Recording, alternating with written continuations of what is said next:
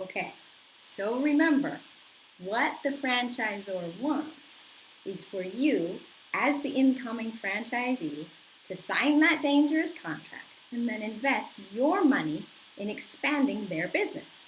Invest your money in putting up a new franchise location in other places so that they can take in sales and take royalties from the sales, right?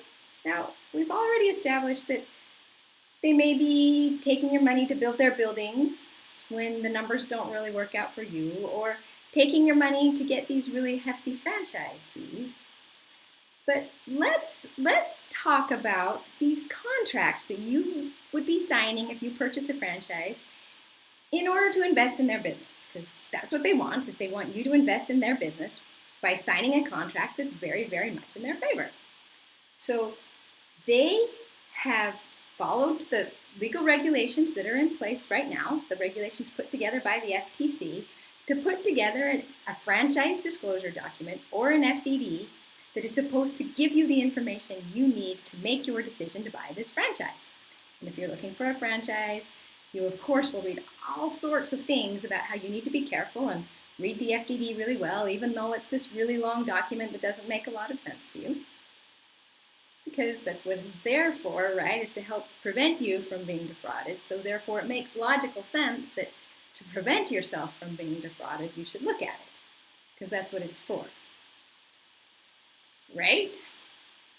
It doesn't really matter what's in the FDD. Now, I'm really glad that Senator Cortez Masto is going to be introducing a bill to the floor to get actual numbers put into the FDD so that the SBA loans can't keep going out to people for businesses that aren't even viable.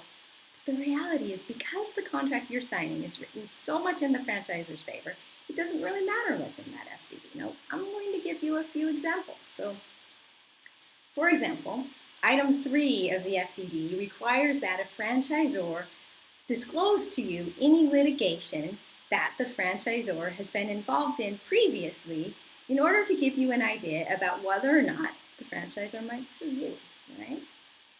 I mean, that's good. You want to know if this is a highly litigious franchisor. Some of them are crazy. They've got hundreds of lawsuits that they've initiated.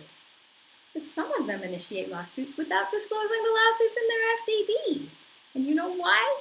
Because they have more money than the person who signed the dangerous contract. So they can still expect to win even if they make omissions in their FDD.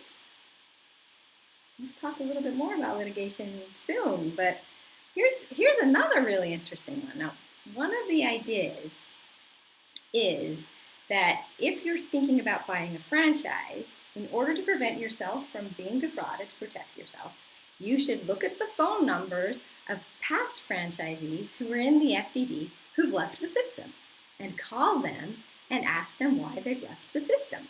That way you might get some good information that might give you the idea that you don't want to sign this franchise, this dangerous agreement, right?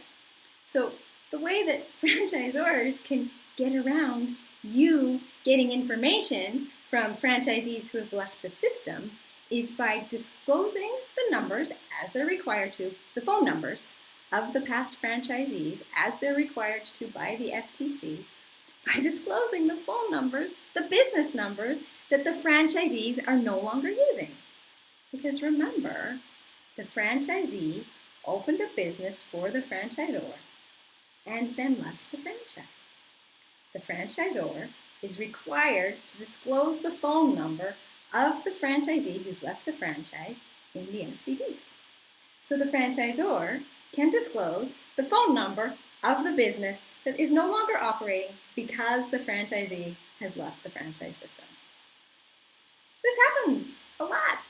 The whole idea is to make sure that you, as a potential franchisee, might not hear any of the bad things that are going on in the franchise before you sign that contract.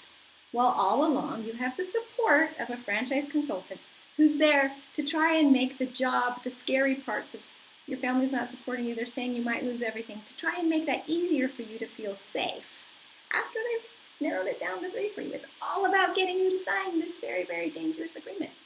Here's something else that's really interesting. The franchise, one of the things you should do and you're always told to do by the franchise consultants and by the franchisors themselves, is talk to other people who are part of the franchise system currently and talk to them about their satisfaction with what the franchisor is doing for them. Because you're buying a business, you're buying support from the franchisor, and you want to know what other people have to say about the support the franchisor has given you, right? So you're supposed to call and talk to the other franchisees, but guess what? In a lot of cases, those franchisees have signed non-disparagement clauses in their franchise agreements. And now, regardless of what they really feel, regardless of what they really think, they are in a position in which they need to tell you positive things about the franchise. Because if they don't, they're going to get in trouble with the franchisor, who, remember, has a lot more power than they do because they've signed this contract and they have litigation threats held over their heads. And the personal guarantees have been signed, so they might lose it. So really, all of this is about getting you to sign a very dangerous agreement with a personal guarantee to build a business that will benefit them, to invest your money in their business in a way that is rife with inequality, and in which the government isn't even looking into what's happening because the IFA is lobbying against regulations that would protect the franchisees.